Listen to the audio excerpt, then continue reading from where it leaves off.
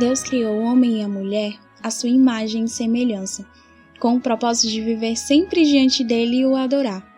Contudo, ambos decidiram desobedecer seu Criador, ferindo o perfeito relacionamento e trazendo assim consequências. Agora eram pecadores diante de Deus e condenados à morte, passando tal sentença a toda a humanidade. Ou seja, a partir daquele momento, todo pecador teria que pagar com a própria vida pelos seus pecados. Isso tem duas implicações. Ele tanto vai morrer fisicamente neste mundo, como também continuará existindo eternidade adentro na completa ausência de Deus. Essa é a morte espiritual, que ocorrerá no temido inferno, tão falado na Bíblia e prometido aos que morrem na escuridão espiritual que nasceram. Deus, porém, em sua grande misericórdia, resolveu perdoar os pecados de quem viesse a crer nele, arrependido de uma vida de rebeldia e disposto a obedecer-lhe. Esse perdão não livraria a pessoa da morte física, pois todos, a rigor, começam a morrer depois do nascimento. O perdão resgataria o arrependido da boca ardente do inferno e daria total garantia de uma vida eterna na presença do próprio Deus. Esse perdão, por mais espontâneo e gracioso que fosse, vinha acompanhado de uma condição: que houvesse derramamento de sangue.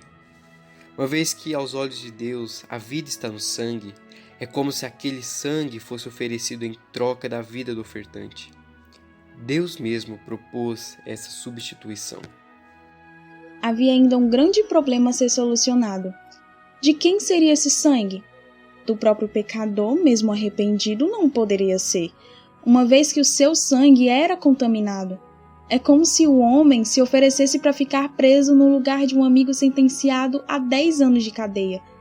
Com um detalhe: o substituto também estava condenado ao mesmo período. Como ele poderia pagar por outro uma pena que ele próprio devia?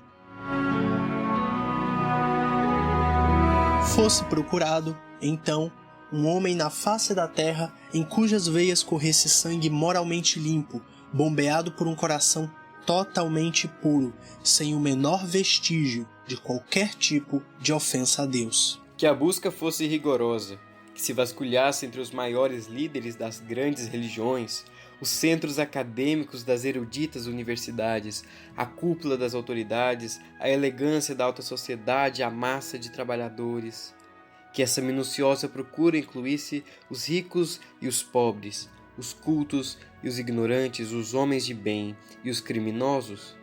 Que se passasse pelas regiões inóspitas da terra, subindo as mais altas montanhas das cordilheiras, embrenhando pelas mais fechadas selvas, descendo aos mais profundos vales. E não se excluísse dessa busca nenhum habitante da terra, fosse um velho de 100 anos ou um recém-nascido de um dia. O resultado é que nem mesmo um ser humano seria encontrado cujo sangue pudesse ser derramado em benefício de si mesmo ou de outros. Seria a confirmação trágica e patética da total impotência da humanidade em apresentar um Salvador que viesse libertar os semelhantes da perdição eterna. Considerando que animais de várias espécies eram sacrificados no tempo do Antigo Testamento, pode até parecer que ali estaria a solução para o problema. Na impossibilidade de se encontrar sangue humano minimamente aceitável para a remissão de pecados, é como se Deus tivesse resolvido aceitar o sangue de animais. Essa possibilidade, criativa que fosse, falharia no ponto básico e lógico. De que maneira o sangue de animais poderia aplacar a ira de Deus e receber dele o perdão contra pecados cometidos por homens? Isso nunca seria viável. Como diz em Hebreus capítulo 10, versículo 4, é impossível que sangue de touros e bodes remova pecados. A conclusão é evidente. Pecado humano precisa ser removido por sangue humano.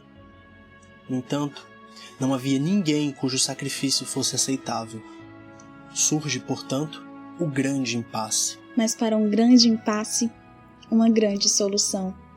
o Filho de Deus, que sempre existiu em forma de Deus, que nunca teve começo nem fim, que participou ativamente da criação dos homens, se tornou homem e veio sem pecado, em plena condição de salvar os homens dos próprios pecados deles.